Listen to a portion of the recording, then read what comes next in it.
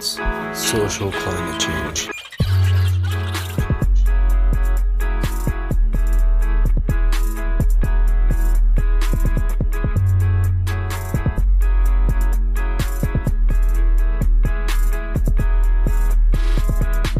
Just calm down. Yeah, like, cause you don't really even know your great-grandparents, like, talking about. Like, you know them, but you don't really. I know my great-grandma. Okay. All right, we have 15 minutes right now. I'm with Chris at work. She's wonderful. And I just wanted to bring up one thing, because I wanted to pick your brain out one particular thing. Okay. Form versus function. Function Okay. versus form. Does one influence the other? In terms of? Okay, great question. Machinery, right? Form versus function. Well, a screwdriver looks like a screwdriver because it has the function of tightening or loosening screws. That's the form of it, and that's what it also does. Mm-hmm. So, I guess what I'm really trying to do, I'm just going to go out and say it, in reference to people. Mm-hmm. Form versus function. Because in the past, it was known that, okay, well, guys have a penis, right? Where does a penis go? It goes inside a vagina. Oh, that does this. So then people were like, it goes against the human's function or the human's form to be functioning in, let's say, a homosexual way. Like, it seems on paper that is going against function. And personally, we're also realizing that that's not necessarily true because guys have a G-spot in their ass, the prostate is there, so it's like, obviously the function there is actually fulfilling a need that we just didn't know about. Mm-hmm. And so I'm just curious about your ideas, because in this sexual revolution that we're in right now, I'm just curious about when people are like, form versus function, does one equal the other? What is your opinion? Well, that's really hard. Because, I don't think that form equals function. Well, I think that functions come in all different forms. Use the example of a screwdriver. A screwdriver looks like a screwdriver because we use it to tighten screws. Well, you have all different types of screwdrivers. You have a Phillips head, you have a flat head, you have, if we go on to the, what are they called? The little hexagonal ones. Yeah. Allen wrench. Allen wrenches. So there's a whole bunch of different ways to tighten something, and there's a whole bunch of forms that we use to tighten those things in. So I don't think, and you can use a screwdriver for stabbing someone. You could use a screwdriver for, opening up a plastic package. So function, the screwdriver's form does not limit its function, it enhances its function. So you can do a whole bunch of other things with something that is which is intended and shaped to only do one thing. That's so interesting. So isn't that what people are? And is our function really to produce new people? Ooh. Is that our function? Is that the one function? Is that our one function? That's not our one function. We have a million functions. Our functions are to communicate with people, are to learn, are to love, are to grow. We have a million different functions, and our form is used for all of those different things. I mean, it's used for sex. It's used for exercise. It's used for learning. We use our brains for learning. So I don't think that form and function are the same thing. Okay. But also, even if we go down to the subject of sex, what is the purpose of sex? We are one of several species that have sex or have the ability to have sex for enjoyment. So dolphins have sex as well as as a form of, they use it in many different ways. It's like tribalism. They rape. The dolphins rape. Yeah, they show use power. it. They use it as a form of dominance. But they also use it as a form of pack bonding. So they will have like an orgy. It's just get closer with each other. Not even just an orgy. It's just like within the same pod. They will have multiple partners, and that is how they sort of have a collective. That's how they form that tribe. If we look at it in lion prides, they're not doing that out of enjoyment. Well, we don't know, but we're pretty sure that they don't do it out of a form of enjoyment. But having those multiple partners brings them together as a pride.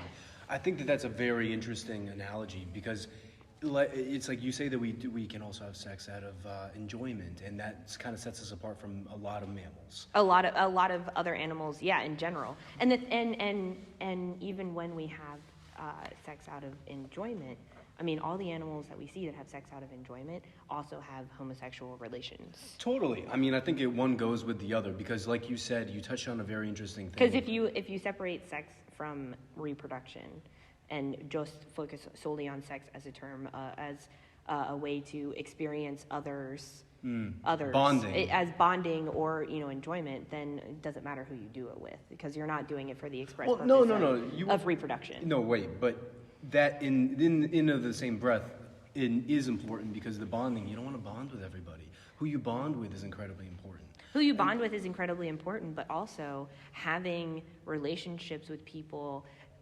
can bring you closer in a way that, like maybe to a person that you didn't want to bond with before, but now that you share something intimate, you can have a greater connection.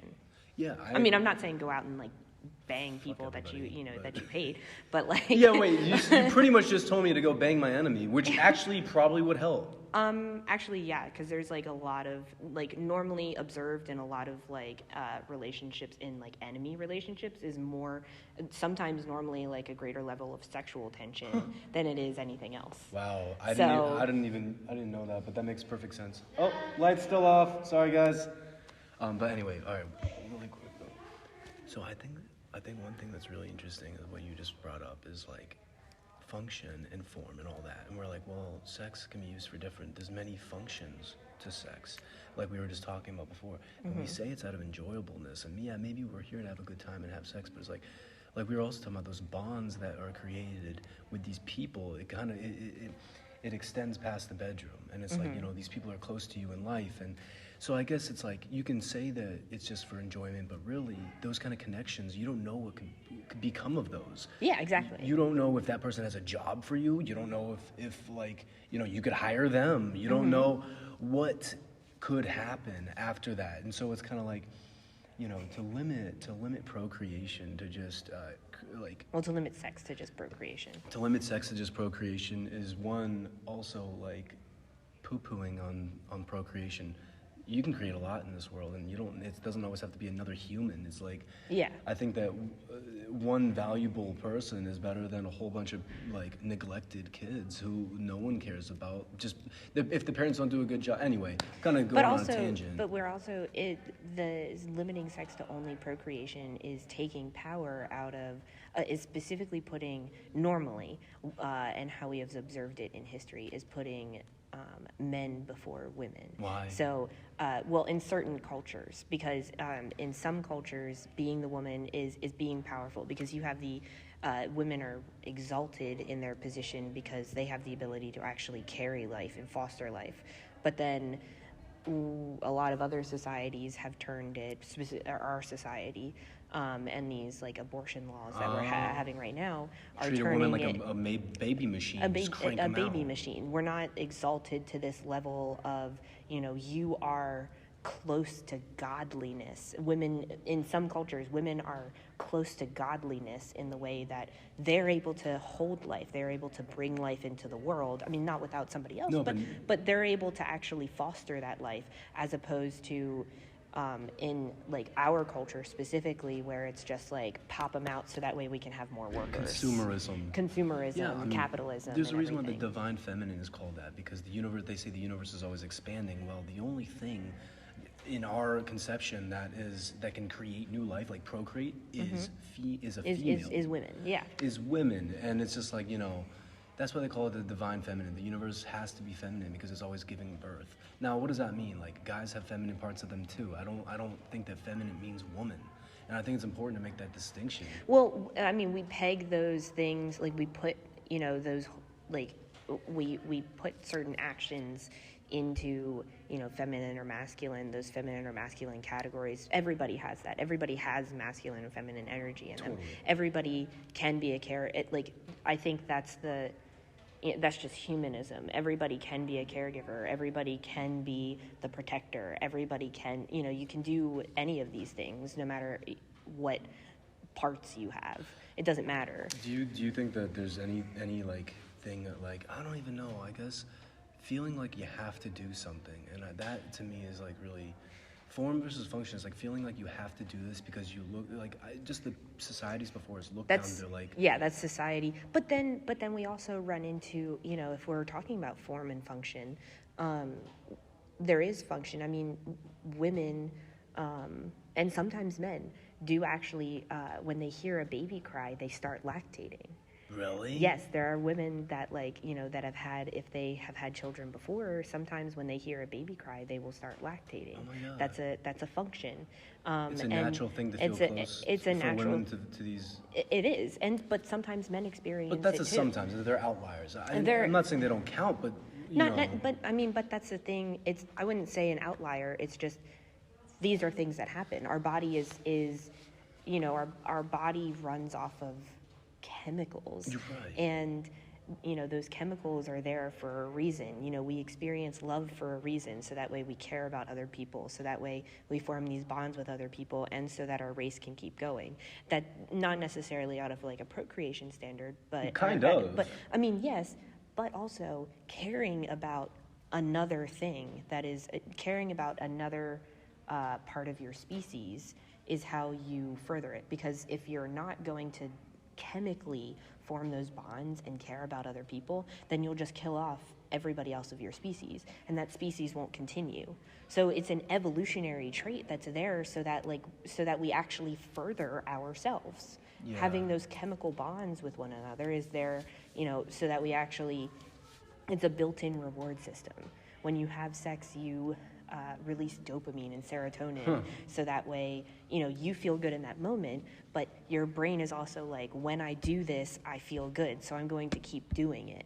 Yeah. And then we lead to procreation. But then also having those close bonds with somebody, even if it's not sex for the purpose of procreation, developing those bonds with people, having those chemical connections with people, furthers us as a society, or furthers us as a species, because you care about that person now, because you want to take care of that person now, because you want that person to be close to you, you want that person to be healthy, you want that person to be happy. You want them to keep being that awesome thing that you want them to be. You want that person to keep being here.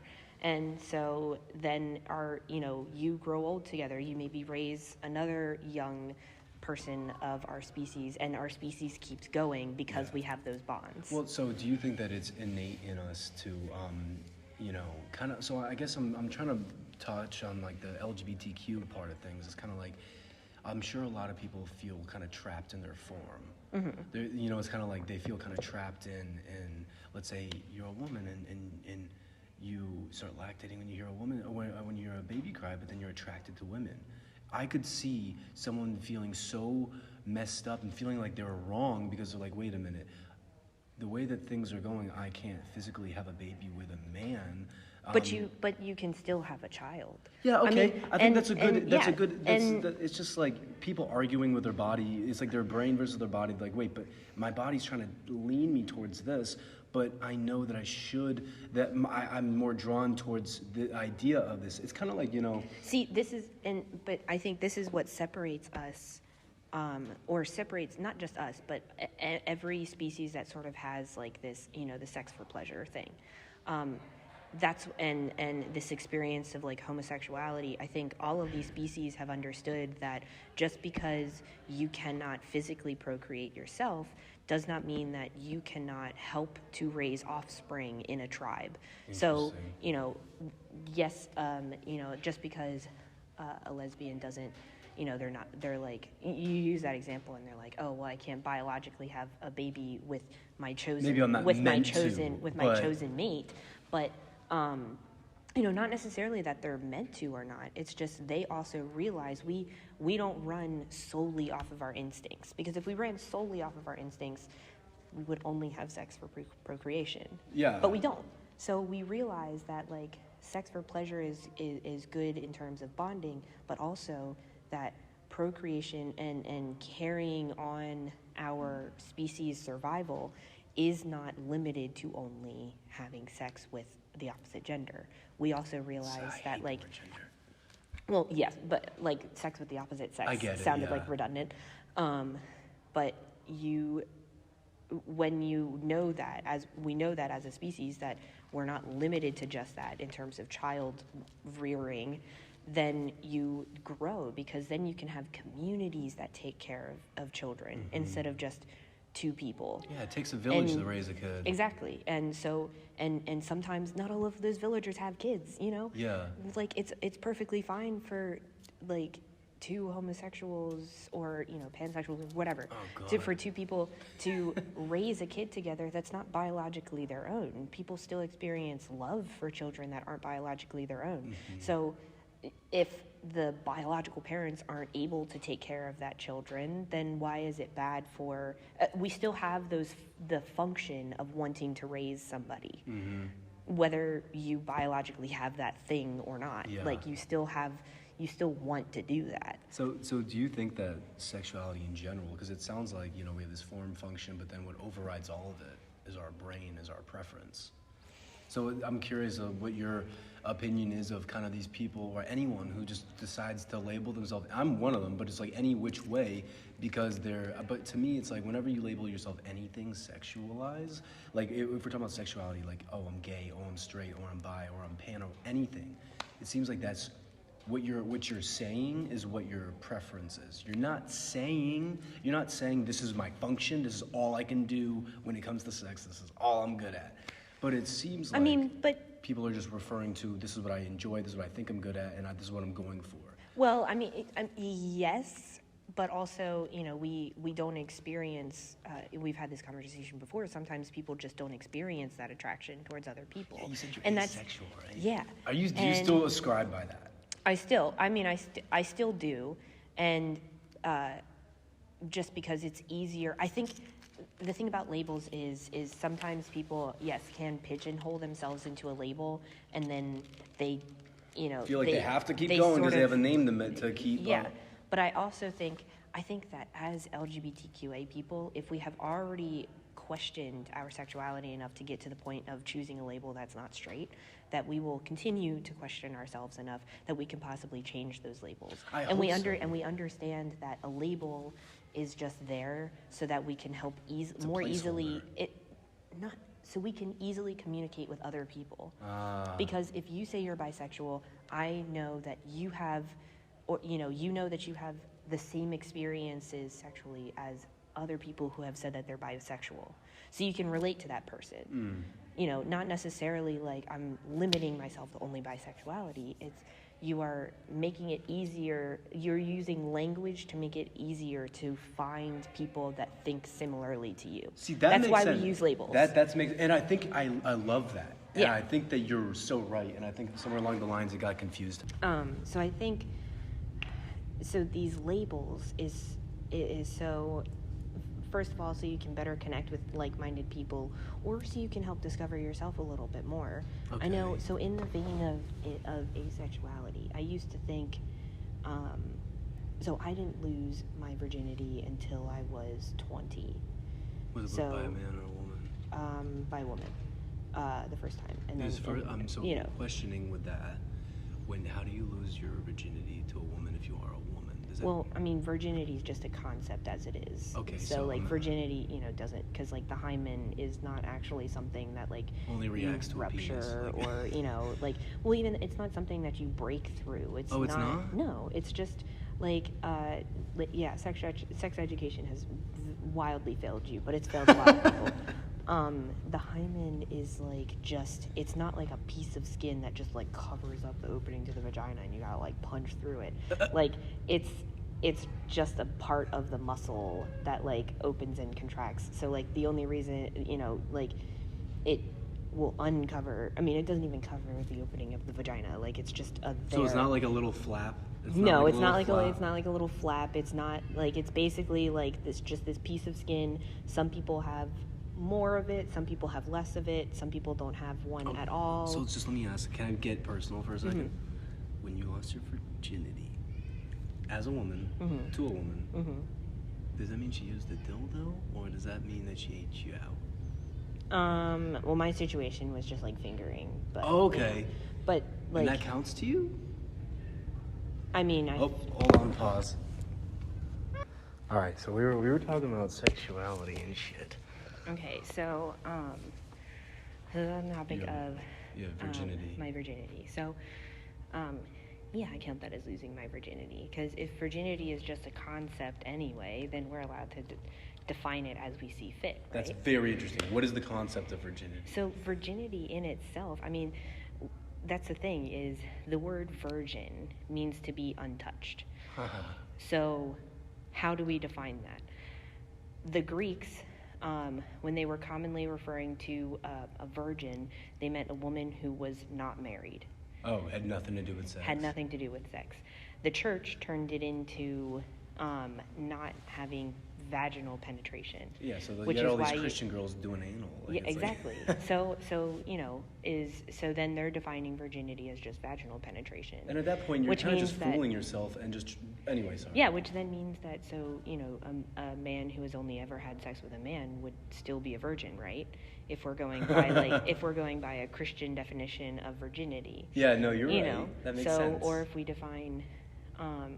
define virginity as having never been penetrated, then okay, so if you've been penetrated, then you are no longer a virgin. But then a guy who only tops, and has never experimented a little bit with some butt stuff will have always technically been a virgin, right? No, technically. Or, right. But that's confusing because to a guy, it's not even that strict. To a guy, you're just a virgin if you've never had sex. If you have sex in any capacity, exactly, you're considered not a virgin. Yeah, so then why did you ask me the question of, do I consider that losing my virginity if I've been fingered? That's really interesting, and we're gonna go back to that. All right, hold on. Hi, you. What were we just talking about? We were talking about, I was asking you why you asked me if being fingered.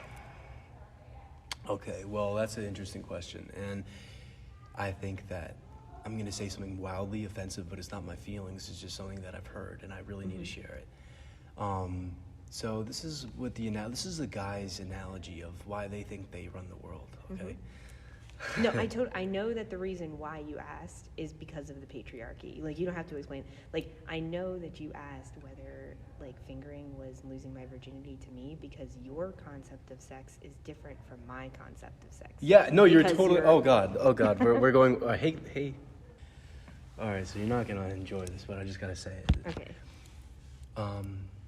You're allowed to be offensive because I understand that what you are about to say either comes from ignorance, in ignorance as in, like, it's just something that you don't know yet, and if I correct you on it and you are still offensive, then that just means that you're an asshole, and there's no reason for me to waste my energy being offended. Well, I guess we'll find out, right? Well, but that's just how I view being offensive in general. Okay. Like if somebody is going to continuously just be an asshole about, like, trans rights or something like that, even though upon new information, yes. Upon new information, then, like, they're just assholes, and there's no reason to be angry about it or be offended about it because they're just not going to change. You 100%. tried, you told them something, and you tried to make them change, and they're still not doing it. Then they're just, at some point, you're not listening. But listen to this. Okay. I need to know how you feel about this, okay? This is where it comes from. This is where all the patriarchy mindset comes from. Mm-hmm. Summed up in one sentence. A key that can open any door is a master key. Mm-hmm. But a door that can be unlocked by any key is useless. I knew you were going to say that. You did? Yes, you heard that before? Yes, of course. That's the most common, like, phrase that's used. That's why sluts suck. Yeah. And guys are just cool. Mm-hmm. And yes. So anyway, what do you think about it? I think it's completely bullshit. Because, like, yeah, No way. I think it's like, I mean, I understand, like, this thought, but the thing is like, not all locks use keys. Some have number pads. I like that. That's hilarious. And not all, I don't think that, I also think that viewing males as this thing that unlocks something in women is just completely bullshit. I don't know. I mean, I think that males, just like women, can unlock people. So it's like people can unlock other people. It's exactly. Yeah, it's not based solely on, like, what part is going into another. But I suppose that there is a power dynamic There is There is unmistakably power, power dynamic, because it's like having the, it's almost like it's such a weird. I'm trying to explain this in the best way that I believe how it's like being the gun and the target. That's all I can think of is like there's a gun and there's a target. Guys having a dick have the gun. They aim a gun, right? It's like you have the power in your hands, literally, and it's like, so it's like, what do you do with that power? And Because you've been taught to feel powerful because you have a penis. I mean, not that you've been taught, not specifically you have been taught, but as a society, we have viewed people with a penis as the powerful ones. well, I think that power is, there's a spectrum to power. Well, there is a spectrum. Because what I'm gonna say is, I think physically men are superior, if you want to know my opinion. Mm-hmm. But I think mentally women could be superior. I think there's plenty of women that could beat your ass. I'm sure that that's true. But if we're looking at the bare facts of our chemicals and stuff like that, testosterone is directly linked to muscle growth. Is directly linked to bigger muscles, to bigger things. Mm-hmm. So men, just by nature, are geared towards being physically more strong. Everybody has testosterone in their body. Does everyone have estrogen? Yes. Okay, It's so it's the different levels that are what define the parts that you have, or define so like the reason why women get aggressive during their period is because their testosterone levels raise. Really? Yes. I didn't know that. Yes. And female athletes, a lot of female athletes have higher recorded levels of testosterone than, like, female athletes that excel in their sport. Serena Williams has higher levels of testosterone than the average, quote unquote, average woman. What about average men, I wonder?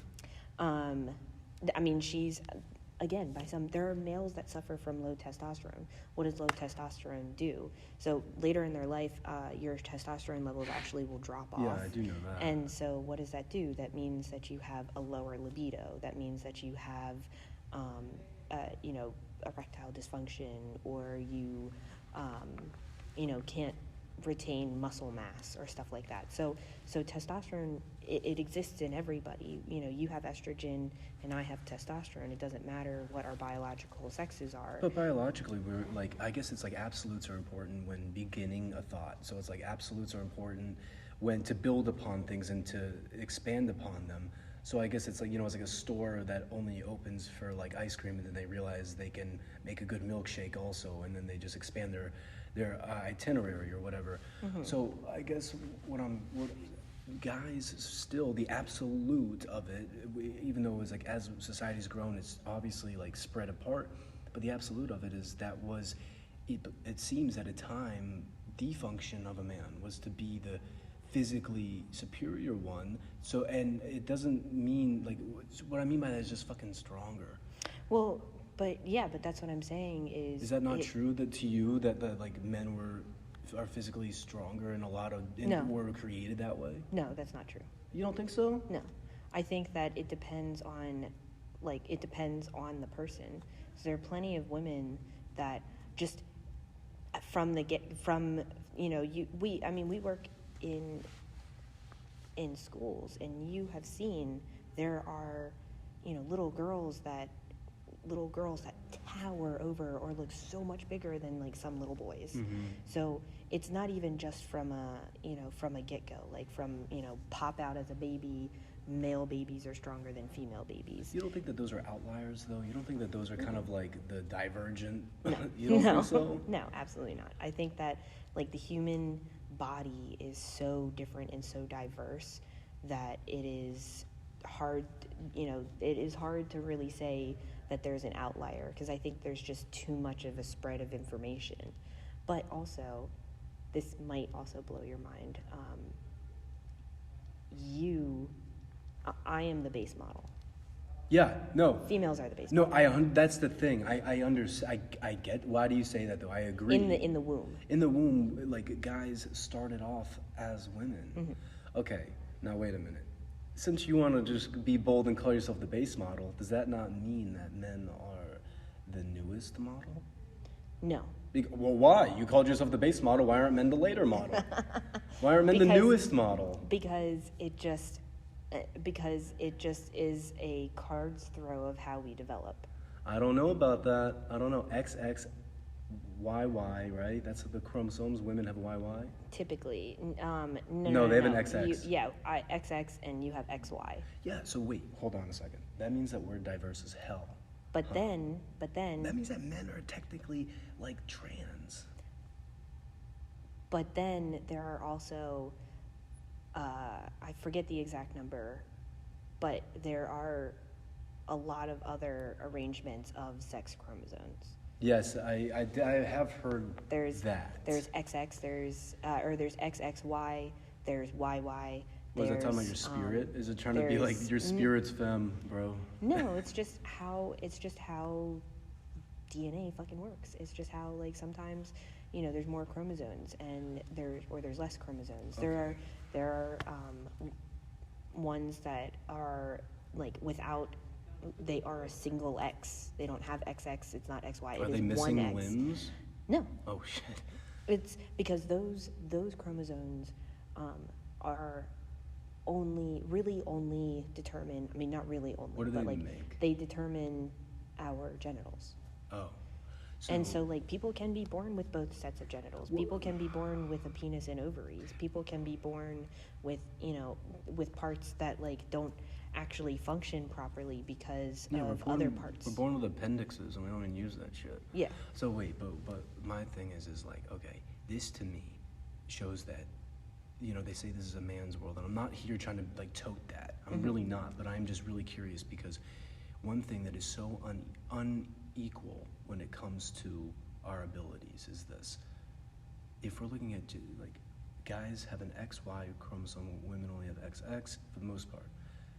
Guys can get a sex change and revert back to their base model if they would wish. They can literally cut their dick in half, spin it inside, do some crazy shit, and turn into a vagina. You cannot, however, from the base model, go up to a man because you can't grow a penis. Yes, you can. No, you can't. Yes, you can. How can you grow a penis? So first of all, bottom growth is a thing that happens when you are transitioning and when it is a female to male transition and they are taking more testosterone. When they start taking testosterone, a lot of people experience bottom growth, which is that? It is literally Your ass grows? No, it is literally your clitoris growing into a penis. You get a fat little clit? Mm-hmm. Some people it only grows a little bit. Some people it actually grows like an inch or two. Okay, but you're talking about inch or twos, and that's not going to give anyone any pleasure. I'm just trying to be honest. How do you know? Okay, I'm sure it can, but all I'm trying to say is it definitely there's a community for everyone. We're but pro also, micro penis here, but it's just like that's also, literally a micro penis. Okay, but also but then you are reducing you're reducing your identity as a male to can I provide pleasure to somebody else with my penis? No, that is not your identity. I know. I'm not saying. But that's okay, not what. You're But right. that's not what a penis is. You're right. A penis is a penis. A penis is just like a long thing that hangs off of somebody's body, no matter what size it is. I suppose so, but so men bottom pee out growth. of their penis. So the fact that women grow it on their clit means it's purely for sexual. It's purely for sexual stimulation. Well, it's not purely for sexual. It's not purely for sexual stimulation. What's happening is the development that happens in the womb.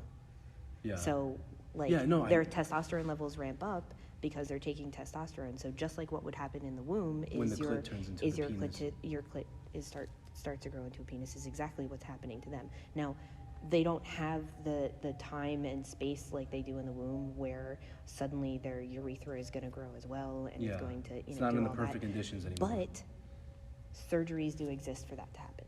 Okay. So there is a female to male bottom surgery where literally much more complicated. It's more complicated, but it's less of an invasive procedure than male to female is because what you do, and you can see people have scars of this. They will literally take section like your forearm skin and they will turn that into a penis.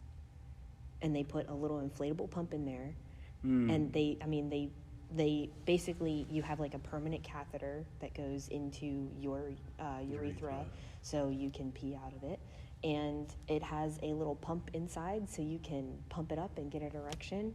That's like really cool, but and that is something. So yes, women can. But don't you see how that's almost like it's like really, it to me is, I don't know, is that, I don't know. I just think it's still uneven. Like women still have to go through a lot more to achieve the same results as a guy, and I think that is. I don't think it's anything. I think it's up to the individual determining of like what is more or not. But like I just said, I mean, taking some skin off of my arm and creating a little blow up penis out of it, is that really worse than flipping yours inside out? Yeah, because yours is a more invasive procedure. Yours, they have to cut in internally into you. But the other would part have is more just like skinning. But ours also has function. But like the other way, you know what I mean? It's like yes, it's more invasive, but at the same time, it's also, you're going to get more out of it. You don't. It's more convenient to not have to pump something up. I don't know if you get wet though, so I don't know if a guy who changes to a woman gets wet. And also you have to continuously dilate, because you have to actually work on continuously stretching open your now new vagina. Oh my God. Because otherwise it would close. So people who transition from male to female, at like every day they have to insert something into themselves for it to stay open. Otherwise it will close naturally. You know, and I think that... So is that worse? Because you still have to do something continuously, whether it's pumping something up or putting a Kegel leg in. Is that, I don't know. You're still having to do something. It all sounds very uncomfortable to me, and to me life is so complicated. And this is obviously my opinion. Life is so complicated. I think that we're better off trying to not have surgery, to better how we feel about ourselves. I would feel the same way about anyone wanting to undergo, like, you know, what do we tell little girls when they get boob surgeries? Like, why are you doing that? Why don't you just try to love yourself in other ways? Why don't you try to, not go out with a shallow guy? Or why don't you just try to love yourself in other ways? Like, get a talent, get a hobby. I don't know, but it's also like, you can't tell someone how to love themselves. And to me, that's really difficult, because we're in an age of social media where we're gonna go on there, compare ourselves to other people, compare bodies, realize, oh my God, this person is getting so much attention online, and then what are they doing? They're transitioning. It's a big deal, because let's say they're transitioning, and we cannot disregard the fact that as many people as truly will feel that they belong they're in the wrong body, there's going to be a lot of people, if not the same amount, who are confused to the point where they just want to fit in to a fad or get attention online, because it's obvious people do things for attention. And I agree. People definitely do things for attention, but that is a fault on those people, and I don't think that the whole community should be looked down on as, this is speaking in any terms. I mean, there are people, you can make the argument, and there have been girls that have cried rape just for the attention of it, not actually, it's a good comparison.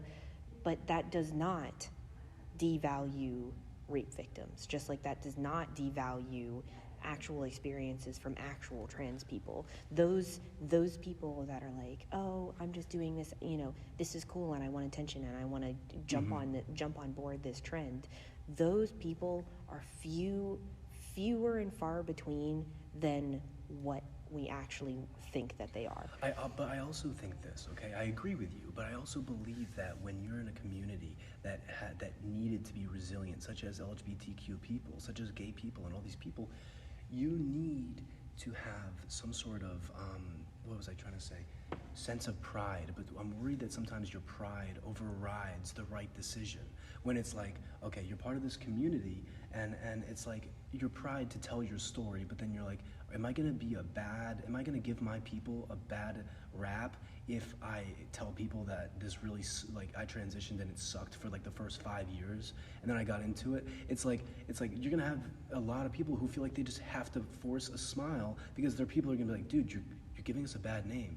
But it's like, I'm just trying to be honest. Well, Y'all no, tricked me over there here. there is Like, a lot of people. I mean, there is a lot of people that have had, you know, if you're active in spaces in like the trans community, there's a lot of people that are talking about their transitions, that are coming out and they're talking about this. They're talking about how hard it is, how awkward it is. it's almost taboo to have, so it's like a bad tattoo. People will tell you they got a bad tattoo. They'll tell you what it is. They'll even show it to you. Mm-hmm.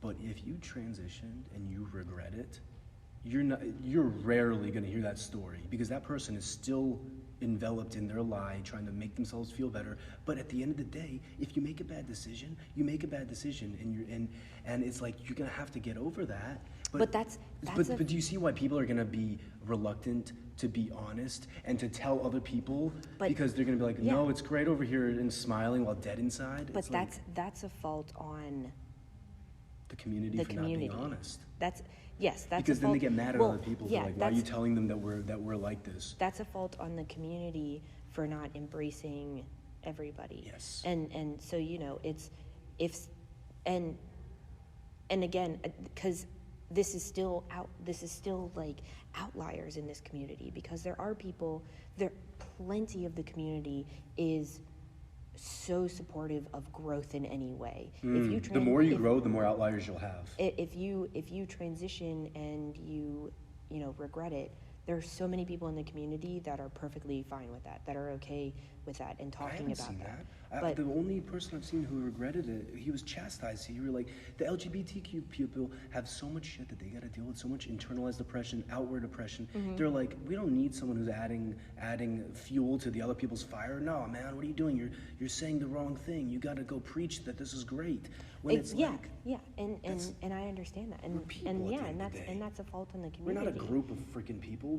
We are our own people. Because it's important that we have the conversation, you know, like I said, about continuously growing. How this conversation between us started, and talking about like my asexuality.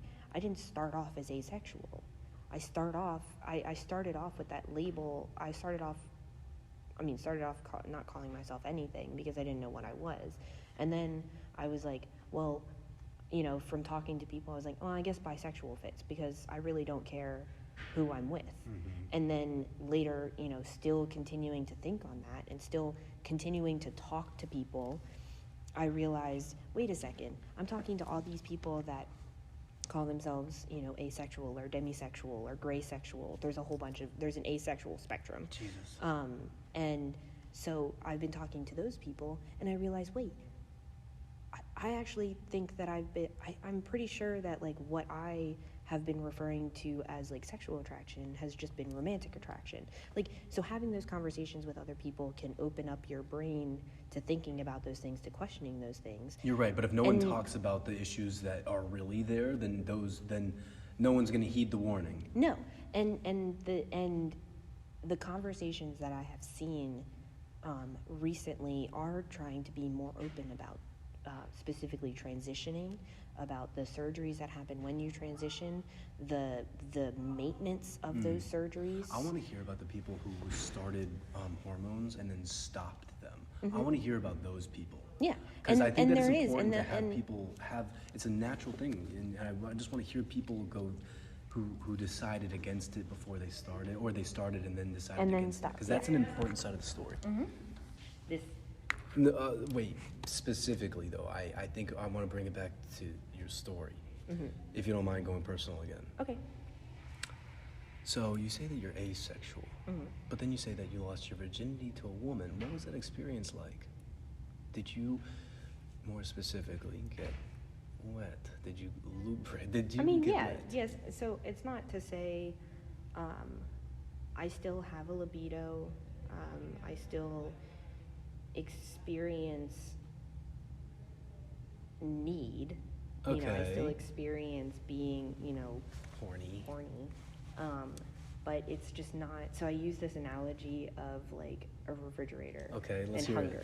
it. Okay, so when you're hungry, you go to the refrigerator and you open up the refrigerator, and you know you have a favorite food, or you have a favorite type of food, or you know you just look at something. You can look in the refrigerator and you can say, I'm feeling like an apple, or I'm feeling like some lunch meat or something, and I don't. Like What do you mean so, you don't? You open the fridge and don't know what to eat. Yeah, I open the fridge and I look at it and I'm like, well, nothing really looks good. But you still okay. But I still am hungry. You still need hungry. food. I'm still hungry. You're still hungry, but you just don't know what to eat. This is sort of a bad analogy because you need to eat and you don't need to have sex. But like some would argue that. Yeah, because you feel an urge and you have the urge feel and you the feel urge this to weird. act on that. You also feel the urge to connect with other people. I think those needs are. I mean, plus also, and like when we achieve orgasm, we, there's a release of dopamine and serotonin. So, it's chasing that feeling as well. But, I mean, okay, so we're in the vein of being personal here. Yeah, feel free. I don't think about anything when I masturbate. That's such like bullshit. You don't think about anything? You're just like, I am a robot playing with my play toy. It's just physical sensation. I get into the physical sensation of it all. I don't really, I'm not, or if I am thinking about things, it's acts and not a specific person per se. So what do you think? So there's no face to it, or do they at least have a penis that you're envisioning? No, it's just like a thing that's there. Like, I think of like touches on my thigh or like, something. So it's not really like I'm specifically thinking about any sort of person or any specific person, or it's just like you're focused on the sensation. Sensation. So it's just like general sensations. That's really interesting because if I may get personal with myself, so whenever I use a dildo, it's actually strange. I almost like when you get into a groove of it, you're almost I'm not even thinking. I say you're almost not thinking about anything else. It's almost more anything like else. It's almost like you are thinking about yourself in that moment. You're almost like getting You're off not, to you're you. Not you're not like picturing anything. Are you picturing someone? I mean, it's even like during good sex. It's like during good sex, it's almost like you're not thinking about the other person. The other person's just there, and you're in the middle of an act of an engagement of your two bodies. Yeah. So it's almost like, are you even thinking about the other person then? You're kind of more in just this kind of no man's land of thought because you're involved so heavily in what's in front of you. So I think that's a really interesting. But but when you feel horny, you seek out someone that you find, like when you feel horny, you seek out someone that you find attractive, or you see someone that is attractive and they make you horny, right? Yeah, so wait, okay, yes, you're right. So I'm saying that doesn't happen for me. But it happened to the woman that got you wet for the first time. Weren't you attracted to her? Because she was, she was one of my closest friends in high school, and I later on figured out that I had feelings for her. I wanted to be in a relationship with her. Never once did I really think about sex with her. But we got to that point because we got to that point because that's what she wanted to do, and at that time I wanted to do it as well. And this is all reflection. Yes. In the moment, I didn't realize that I had never thought about her in a sexual way. Okay. It was just something that I thought was a natural step in a relationship. I thought it was, really, we didn't have a relationship at all. That was just a whole fucking mess in my life. But it wasn't something, retrospectively, when I started questioning my sexuality more, retrospectively, I looked back on all of my relationships. I looked back on all the people that I had sex with, and I realized that I was having sex with them not because not because I was necessarily attracted to them. They didn't really they turned me on maybe because of turned me on, quote unquote. I was attracted to them because they were intelligent or because they made me happy. It was nice spending time with them. It was doing all this, but it was never, ever thinking about them in a sexual sense. See, and to me, I think that those things are so closely related because it's like you do not have to have sex to be in love. No. And you don't have to be in love to have sex. Yeah. But at the same time, once you reach love. It's almost like, to me, a higher standard of living than it is. So it's like, it's like in a relationship, you have some people and you only have sex with them, but then that relationship would be deemed more valuable if you were in love with them. Anyone in love. Yeah. So it's like a hookup is less valuable to me than a person you have a relationship of love with. Mm-hmm. So it's like, why are we even whittling it down to be so distinctive? And I just don't understand sometimes, because if it's known that if you love someone, then you love them, you love everything about them, even if it's the fact that you even if you love them so much that you get off sexually by pleasing them, is that not still sexual gratification on your end? It is sexual gratification on my end. I'm not saying that I don't have sexual gratification. I'm just saying that I don't have sexual attraction. Huh. So I'm not attracted to the thought of having sex. I'm not attracted to anybody specifically, in terms of thinking like, oh, do I want to have sex with someone? I don't have that thought. I mean, I have that thought later on in a relationship, because I think that, because I want them to feel wanted, or I want them to feel, happy, or we're sharing a moment together. But like, I would be perfectly satisfied and I would feel loved and appreciated no matter if I had sex in a relationship or not. That's not true for a lot of people, and I understand that that's not true for a lot of people. It's not true for me. I need to have the sex in a Exactly. relationship. Yeah, a lot of people think that, if they're not having sex with me, and this happened with my ex-husband. Once I realized this, because and there's a lot of other reasons why I stopped wanting to engage sexually with him, but he started to think, are you not attracted to me anymore? And he was still going about it in a physical way. Mm-hmm. I had never been attracted to him in a physical way, because I just don't experience physical attraction.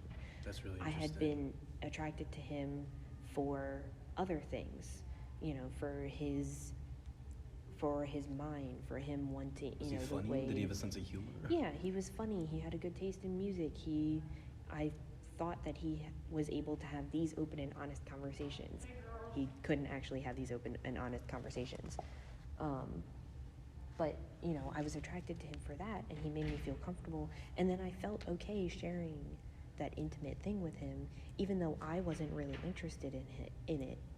It was still a way that I knew that I could show him my affection for him, because a lot of people equate sex to affection. Yeah, they do. And that's fine. That's totally fine. But it does run into an issue where what I found the issue in my marriage is he thought that I didn't love him anymore because I didn't want to have sex with him. And that's not true. I just didn't want to have sex with him because he was a fucking jerk off and he didn't make me feel comfortable. Yeah. is why. But that doesn't mean, that I don't love somebody. And that's the distinction that I made in my current relationship is,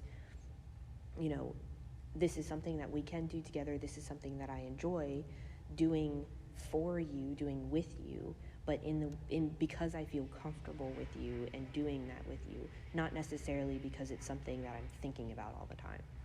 And he was very respectful in the fact of letting me be comfortable with it.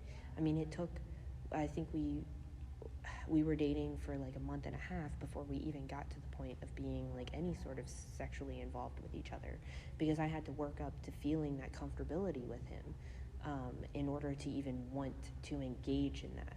It seems very intelligent. To like, it's kind of like a new development, if you want. In my opinion, it's like, as we're getting smarter as a species, we're going to encounter more people that look at like this kind of shell that we're using. They're like, what the heck is that for? Really? That's what we use that for?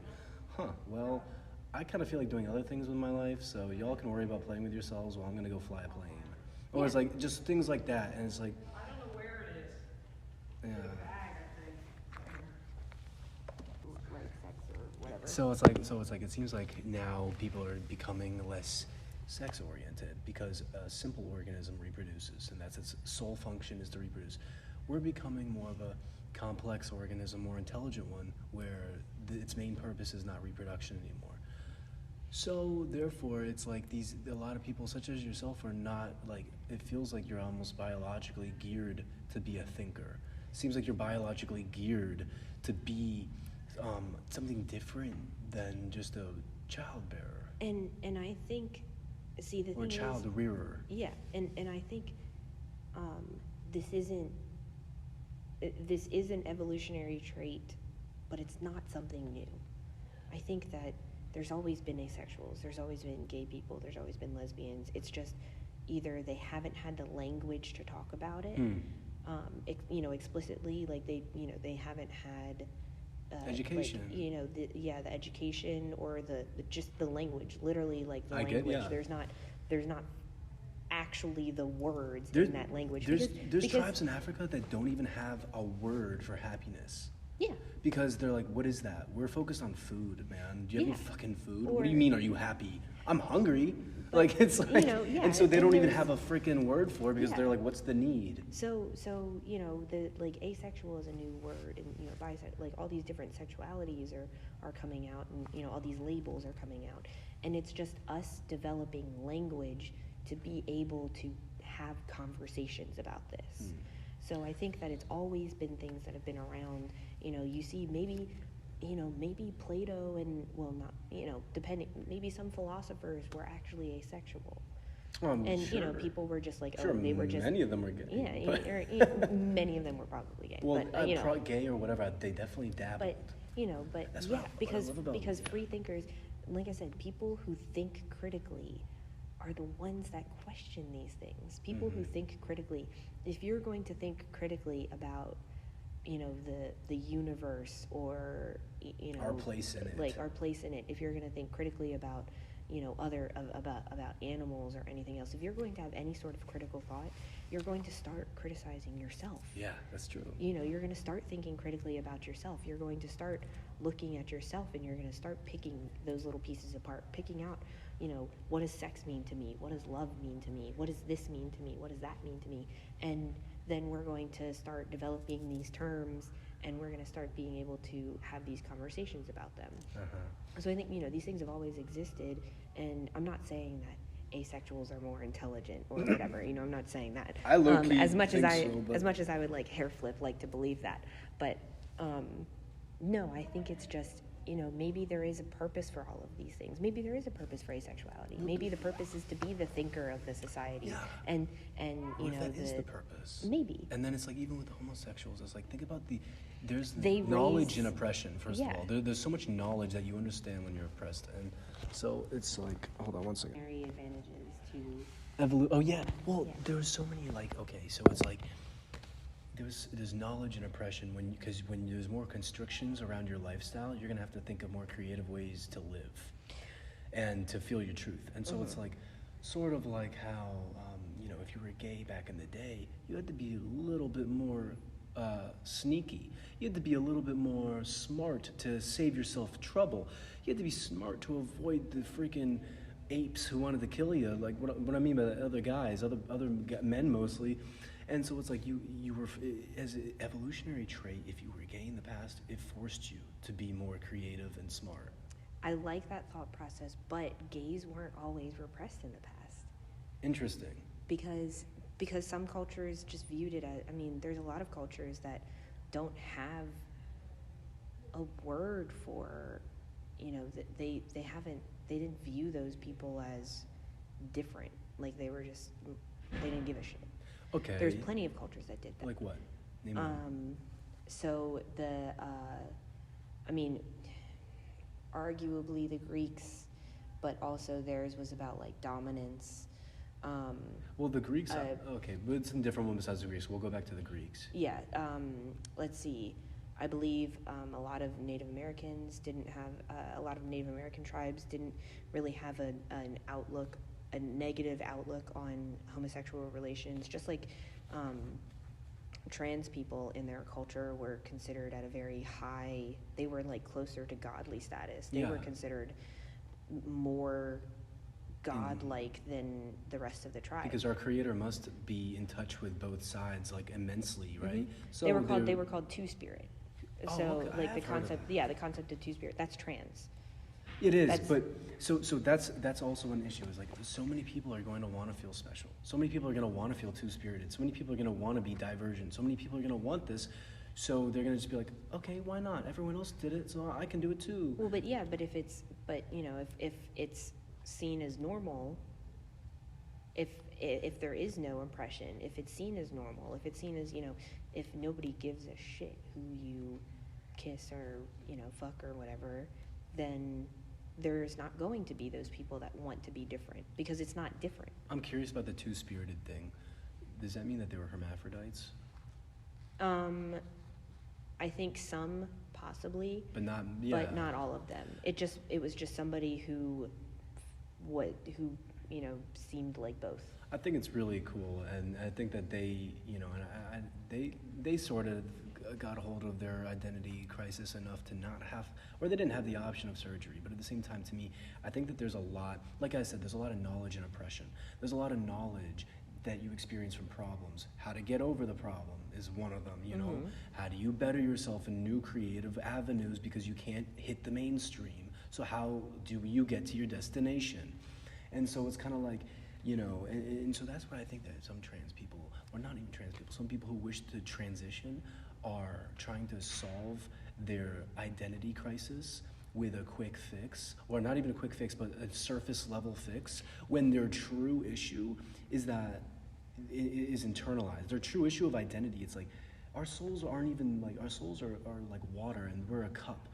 Like, it's like, so at some point, obviously you're not going to be happy with your cup. There comes to be a point in time where everyone's upset with how they look at some version. But a lot of people don't, that is the last resort for a lot of people.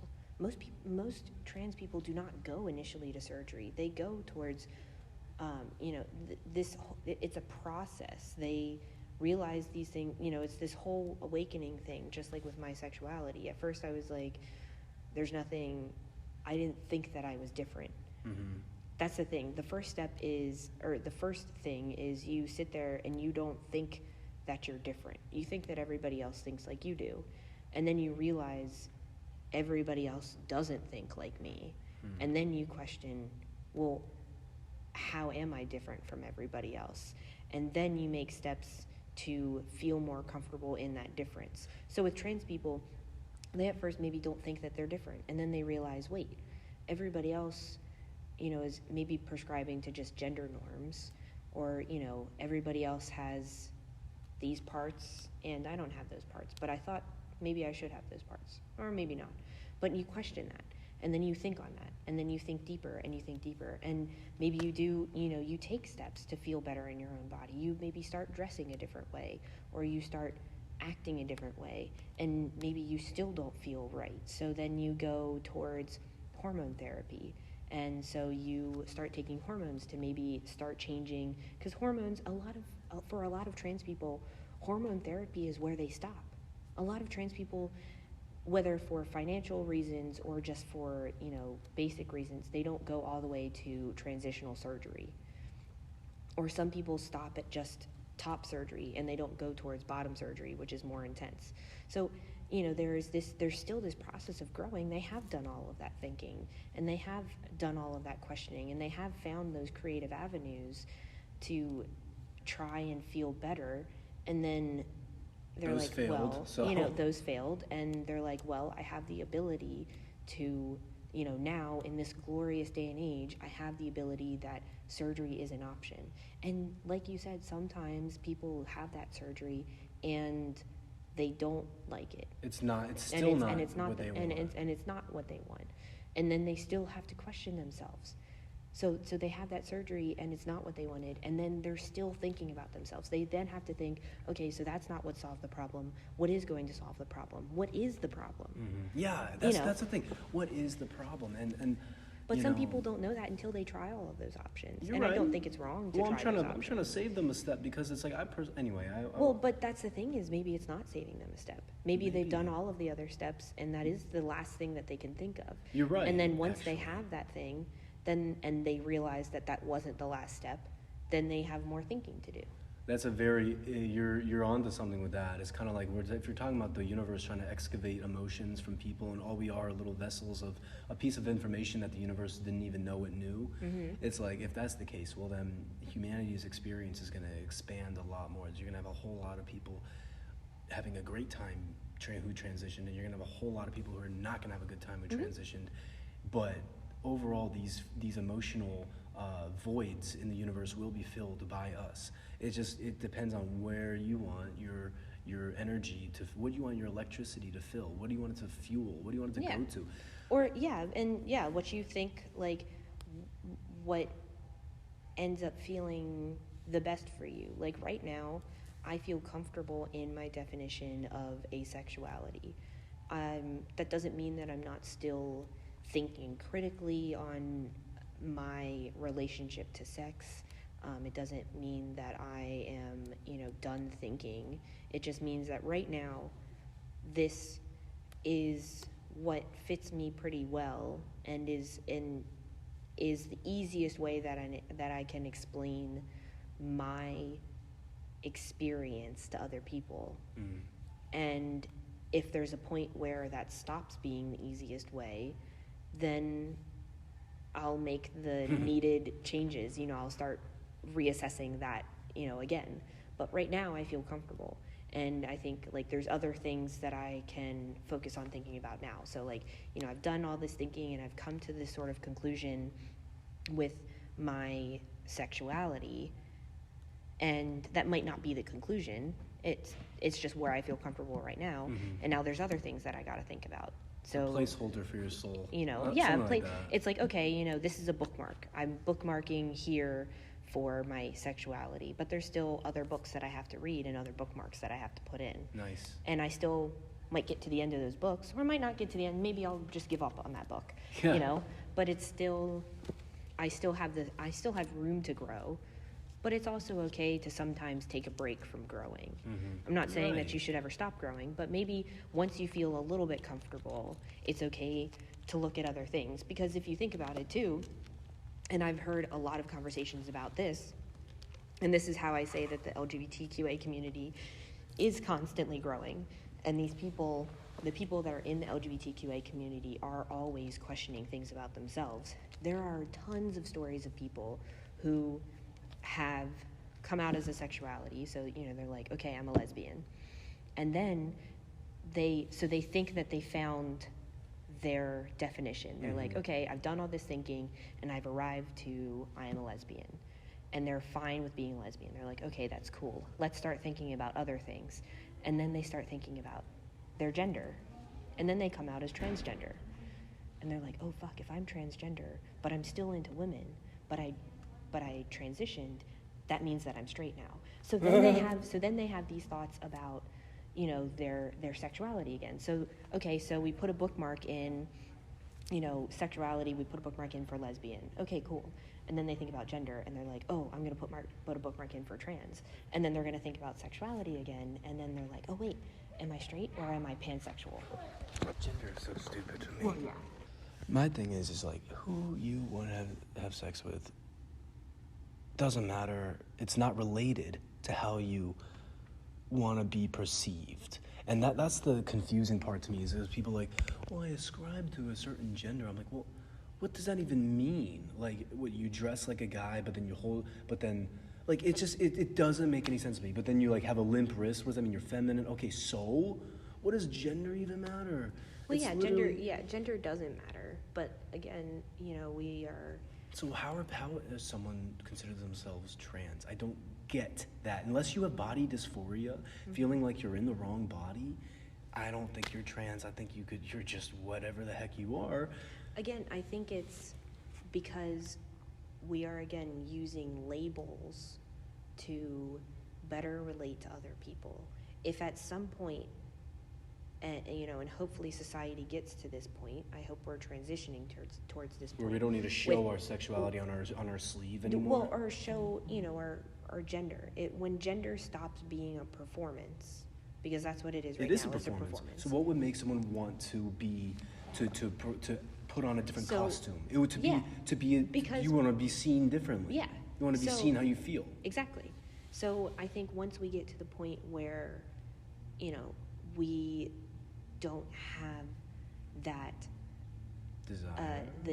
when we don't have gender enforced upon us by those roles, Yeah. then we will have to rewrite the definitions for, you know, a lot of things, for non-binary or, you know, transgender stuff, and there might be people that, you know, then have to start thinking again. It's so primal to me. It's just so primal that we're ascribing so hard to a system that we claim to not even like. Yeah, It's like, if you but don't it's like the system, because- don't play within it, and then just surprise. But we have to. Why do you have But we to? You don't have to. Because otherwise it is difficult to connect with other people. But you already But that- overcame the sexuality part, because you know you already overcame. You found someone that you care about, or whatever, and you found the people that you want to associate with sexually. I just don't understand why you have to be like, well, shoot, I have to start dressing differently to match these new people. It's like, No, what? no. You don't have to. Nobody thinks that they have to. But I think that, you know, Form equals function? It is No. a way. I think it is a way. Again, it's a way for people to connect to other people. You know, because. That's form versus function. You said before that you don't ascribe to it. I No, almost I don't. No. I don't either. But don't at the same either. time, it's human nature. It's animalistic nature. It's very simple organism nature. But it's- yeah. To be like, well, my form is this. So what are people doing right now to change their function, what they wish to be, their function? You know, it's like, you know, they want to attract a certain different thing. They want their function to be different. They're going to change their form to attract what they want. And I think that is so interesting. So to a degree, we have no choice but to live in this form-function reality, unless you want to change what that form even was in the beginning. And unless we, like I said, unless we get to a point in society where, you know, those things aren't enforced upon us, when we get to a point in society where just because you wear pants doesn't mean that you're a guy. Yeah. You know, we've gotten to Girls that point. have it Yeah, easier we've when gotten it comes to point. that stuff. Girls can wear like guy clothes all they want. No one really cares. But, you It's know, girls can't do normalized. manly things. You Okay, know? but if you notice, there is like, you know, there's a whole lot, there's a give and takes to this weird society that we're in. It's like Yeah. the one positive thing that, like, you know, the world's obviously ran by patriarchy, so obviously it's going to be catering towards men more. Mm-hmm. But the one spot that it actually fails is in men's emotional spectrum. Yeah. It fails us in that sense because they're like, no, you guys actually can't be like that, and you guys can't, that's not going to be normal in this kind of society. Because of misogyny. Well, yeah, it's also for a lot of reasons. It's like, you know, Because being seen as emotional is being seen close to, is being seen as being a woman. well, you need. That's why you're not allowed to be emotional. You're right. You're right. I'm just. I don't even know. There's so much to be said. Yeah, so it is. And I think once we get away from defining gender, once we get away from defining gender, At all. we'll stop having this conversation. Yeah. Bye. Bye, guys.